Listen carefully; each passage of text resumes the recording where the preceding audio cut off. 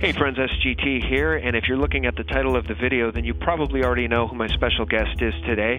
He's David Laurie VanDerBeek, and he is the Constitution Party's candidate for governor in 2014. He was also the Constitution Party's candidate for Senate in 2012 in Nevada, and he received 49,000 votes, and he's a new voice in this movement that's one we very much welcome. Mr. VanDerBeek, welcome.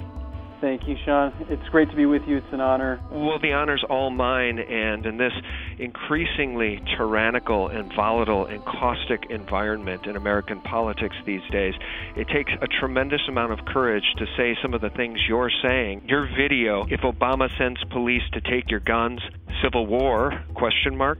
Your message is really getting out there, and it's resonating with so many of us. We see Breitbart's editor Ben Shapiro on Piers Morgan. We see Larry Pratt, the executive director of Gun Owners of America, on Piers Morgan. We see Lou Rockwell, Ron Paul, voices such as your own. Everybody's coming together and being vocal about this, which I know is exactly what you want to see, and I do too. Yes, the newest video I did is Mr. Obama put me on the White House kill list. What I want Americans to understand is that the patriots of this nation are already on lists with the government. So let's just be honest about it. Let's have the conversation. What distinguishes us as Americans is that we live without fear. If we lose that, then we lose what is essential to being an American. So I've made a decision, and what I've done is I've placed this tyrant, Obama, in a lose-lose situation, because let's say something happens to me, then he simply exposes himself for everything that I've said. If he doesn't, then you're seeing the response. That I have not had one iota of persecution. I just want everyone to know that I am perfectly safe, I am protected, I'm watched over. I haven't suffered anything, for this. Now, that might change, and I am fully prepared to face that and accept that, because I did not say anything lightly. I did not say it without sincerity, coming right from the heart, because this is really where I'm at.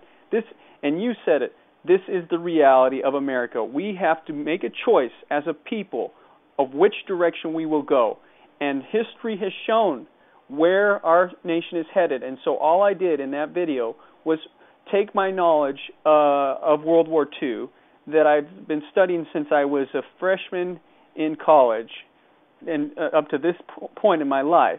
I'm 37 years old. I'm not a child. I'm a married man with 5 children. I'm a professional marriage and family therapist. I have a master's degree, and I'm working on a PhD. I have not taken any drugs. I never have taken any illegal drugs. I'm just a human being. I'm an American man. I have no political aspirations. I just want to be free. I really want to be free. And my grandparents lived in Holland during World War II when the Nazis came in. And you know what? The Dutch were peaceful people. They had no firearms, and they fought back with medieval weapons, and they were slaughtered. And my grandparents would not, after the occupation, Andries and Simone VanDerBeek, it's pronounced VanDerBeek, but let's just all say VanDerBeek, they hid, and they would not work because they would be required to work in Nazi industrial war factories to build their machines. And my grandparents refused to do that. They lived in the Dutch quote-unquote underground, and my grandmother weighed 95 pounds at the end of the war. She was pregnant with my uncle. They ate things like tulip bulbs and potato peels. They wouldn't talk a whole lot about it. They're gone now. But my grandmother did talk about it one time. I never saw her act like this, and it was only once. But she broke down hysterically and was sobbing and crying. So this is real history. So don't come to me. I don't want anybody to come to me ever and sit and apologize for the Nazis and apologize for what they did, because it's real history. I get it. The Soviets were bad too. It's not a question of the Jews or the communists. It's a question of freedom versus tyranny. I get that there's all different forms of tyranny, but there's one form of freedom, and America has it, and we are going to lose it, and the American dream is dying. Well, and I do want to talk to you about the 20 steps that the Nazis took to accomplish mass murder, which you list under the YouTube video here. But before we do that, I want to talk a little bit about the fact that what we see Piers Morgan doing is rejecting what the Founding Fathers gave us, which is a Second Amendment that allows us, the purpose of it is to throw off a tyrannical government should the government become tyrannical. And in this latest exchange with Breitbart's Ben Shapiro on Piers Morgan, that is what Ben Shapiro says repeatedly, and it is rejected out of hand by Piers Morgan, who in my opinion is clearly an agent of the British Crown. He's a subject of the British Crown. He could not be more anti-American. So the fact that he doesn't give 2 cents about the Constitution or the Bill of Rights or any of the amendments to the Constitution, including the Second Amendment, should come as no surprise to anybody. Let me get your reaction on that, and then just let me jump back in because I want to quote you. The interview, or whatever you want to call it, between Alex Jones and Piers Morgan was not just about two people having a disagreement over the gun issue. That was an American talking down to a representative of the British Crown. And it was the spirit of 1776. And so that there's a dynamic there. And I understand people are going to disagree with how Alex Jones represented gun owners. But what I say to them is, look, if gun confiscation begins, the anger and the intensity which Alex showed to Piers Morgan is weak in comparison to the wrath that American men and women will demonstrate. So they need to see it and they need to feel it. And you know what? The emperor has no clothes. Obama is a sniveling coward. And you know this because you've watched him bow to world leaders over and over. He has made his career by bending over for other leaders. And for me, Obama is an agent, may as well be an agent of the British Crown and of the leaders of Russia and China, all salivating over this nation. Yeah, and the LaRouche organization has said repeatedly that is exactly what Obama is. He is an agent of the British Crown. You can roll in the CIA and other organizations into that folder as well. But let me bridge back to what you just said, because I do want to quote you here. And you say in your video, if Obama sends police to take your guns, civil war, you say in a quote, America is losing all of the freedoms that define it as America. Every one of you is going to have to make a decision. Obama is moving to become a dictator. In order to do that, Americans must be disarmed. Our government is preparing legislation to confiscate firearms, beginning with semi-automatic rifles and military-grade handguns. I'm asking you, as Americans, to become public and vocal, end quote. And I just want to touch one last time on that Ben Shapiro appearance on the Piers Morgan show, because that is what Ben Shapiro said to Piers Morgan. He said, look, people need these firearms. Law-abiding citizens need the Second Amendment and access to military-grade firearms to protect themselves against a tyrannical government, to which Piers Morgan said, are you out of your mind? You must be crazy. Are you actually thinking that this government could become tyrannical? When you and I and everyone paying attention can see the hardcore evidence that it is already tyrannical, including the fact that they're arming themselves to the teeth with hollow point bullets by the tens and tens and hundreds of millions. What we need to understand is this government is actually using drones to strike men, women, and children all over the planet. Yeah. They want to use drones above our own skies. You know, the endless unconstitutional wars, if we don't stand up for the least among us, then we've got coming what we deserve. And I think that's the sad truth about what we face as Americans. So getting back to your quote, you're asking people to become public and vocal, and you're absolutely right. And the good news, in my opinion, David, is that we're seeing that. Right now what we're seeing is a battle between the liberal establishment, Mockingbird news media, and patriots and real Americans. That's what we're seeing. Let me dovetail on that. I want everybody to know right now you have full permission from me. I retain no copyright except that you cannot alter what I've said or manipulate it. You have full permission to take everything I've said and done on the Internet, copy it, and reproduce it elsewhere. Because I don't know how long my YouTube channel will be up. I don't know what they'll do with what I understand. That is the freedom of speech. I don't know how it will be infringed. They haven't done anything to me. I think there are little weird anomalies that come up where people can't, comment on a video, or they can manipulate the view totals. You said that it has 92,000. I wouldn't say it that way. I would say that my video has been permitted to have 92,000 views. Just like I wouldn't say I received 49,000 votes last election. I was permitted by the electronic voting machines to be noted as having 49,000 votes. Everybody can take my stuff and copy it everywhere because we are in danger of losing everything. Anyway, I'm sorry. No, not at all. You make a very good point. We don't have free elections in this country anymore. If we did, Ron Paul would be our president, and I think that's been clearly established given the grassroots support that he had throughout that last public ridiculousness called an election in the United States. They cheated him from the start. Yeah. What was the first state? Iowa. They robbed him from the beginning. No, you're absolutely right. And Ron Paul being the one true patriot, and there are others, Dennis Kucinich and maybe a precious few others, Dennis Kucinich on the left. Those of us who have broken our false right-left paradigm know that there are precious few true constitutionalists, true patriots, true libertarians that still cherish the Constitution in this government. And sadly, I guess Ron Paul is no longer a congressman. He's finally retired. But boy, has he really set the benchmark for what every single one of us should be doing as citizens in a constitutional republic, if we actually still have one. Let me bridge back to these 20 steps that the Nazis took to implement the process of mass murder. You note these under that video I referenced. Why don't you take us through them? Let me lead off with the first one. Number one, you say, they started by attacking the Jews and the media. Why don't you take us through number one right through 20? Okay. So now, one note is that these steps were carried out over a period of years. Okay, these were not instantaneous. That's the point, is there's a process. Yes, number one, so the Nazis, I'm telling you, what I'm saying in the list is what the Nazi Germans did and how that compares with what's happening in America today. So step one is that the Nazis, they demonized the Jews in the media, and what we see, the corollary of that is demonizing constitutionalists and patriots in the media. That has absolutely happened.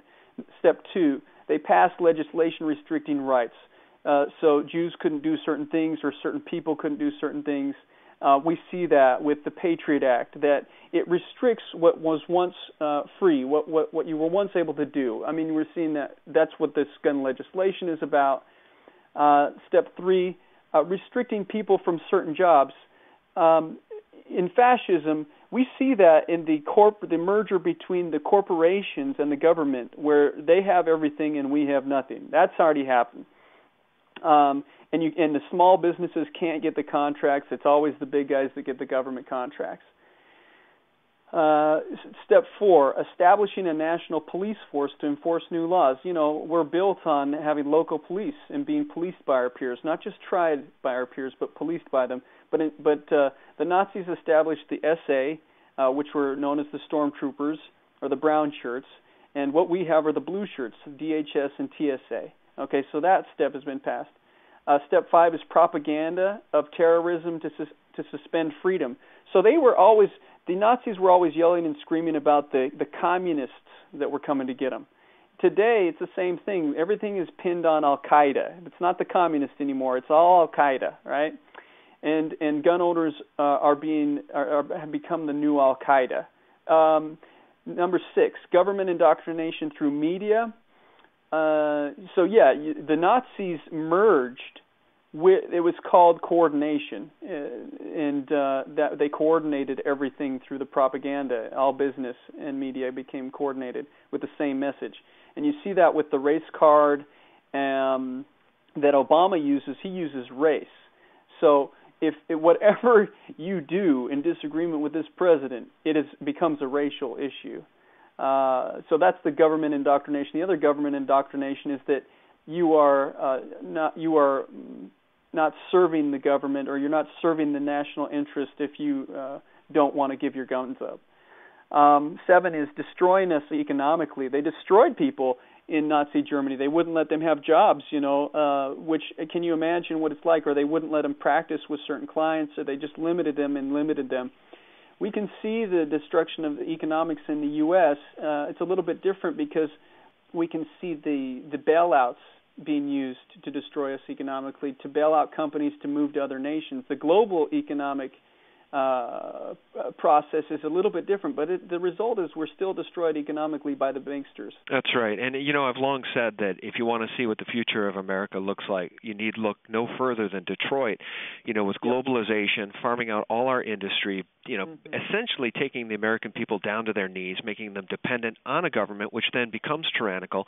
The people then have no voice or no legs to stand on to fight back because they're dependent on getting those food stamps. They're dependent on getting those checks so that they can eat, so that they can survive. It's very insidious. They promised us, if you recall, that globalization would be a boon to America. It would be good for Americans. It would only benefit us. We know now, of course, David, that that's only benefited the corporatocracy, the oligarchy, and it really has turned the American dream into a nightmare. So you're absolutely right. And you combine that with endless bankster bailouts and the banksters essentially running the government, and we are on the cusp of a tyranny that the world has never seen. So moving on to number 8. 8 is random beatings and arrests. The Nazis would beat people senseless and brutally in different situations, but then they would back off and do nothing for a while. And so it wasn't steady violence. It was random. And you see that with the TSA, and you see that with the NDAA, and you see that with the police violence. Sometimes they're peaceful, sometimes they really push hard and they molest people, like that woman, those 2 women, where they put their hands in the front and the back of the women's pants. So they really are testing the waters with these random beatings, but it will heat up. And then step 9 is disarmament. Disarming, people were disarmed. They couldn't, Jews, you were not allowed to have a firearm. And that's where we're at step 9. After that, step 10 is... Well, one thing, just real quickly on step 9, because 100% with you. I've been talking about this for several years, since reading Naomi Wolf's book, The End of America, Letter of Warning to a Young Patriot, in which she outlines the 10 steps that every dictator takes to essentially roll out a totalitarian government. She outlines those 10 steps in that book, and back when she wrote that book a few years ago, we were already at step 9. So, fast forward to now, 2013, boy, that's hard to even say. I can't believe we're in 2013.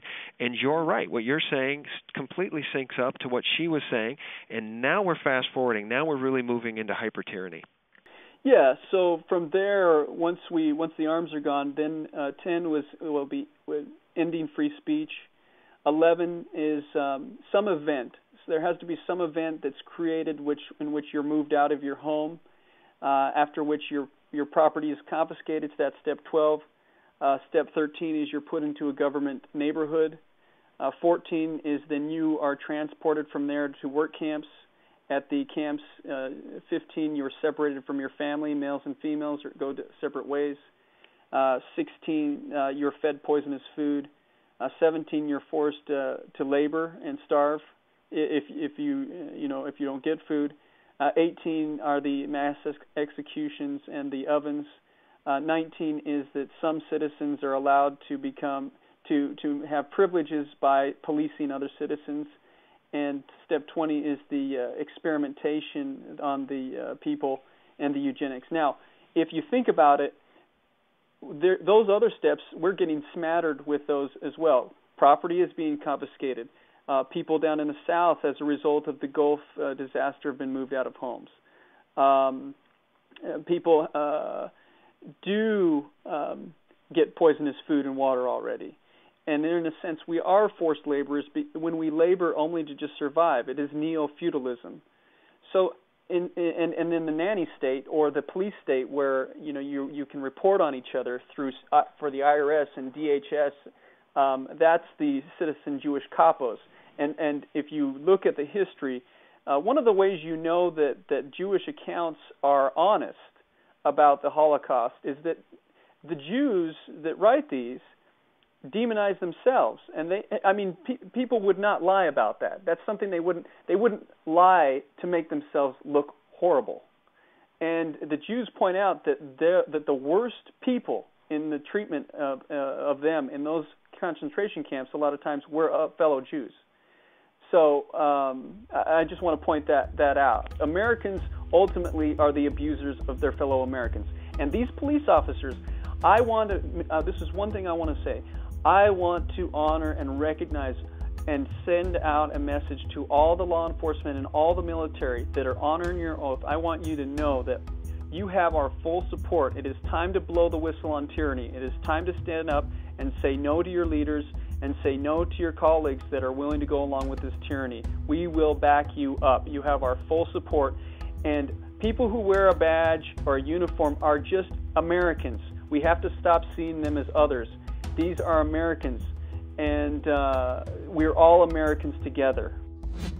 Well, thanks for watching part 1, guys. Don't miss part 2, in which David and I talk about the mysterious deaths of many patriots and the fact that when the people rise up, the people win. Thanks for watching.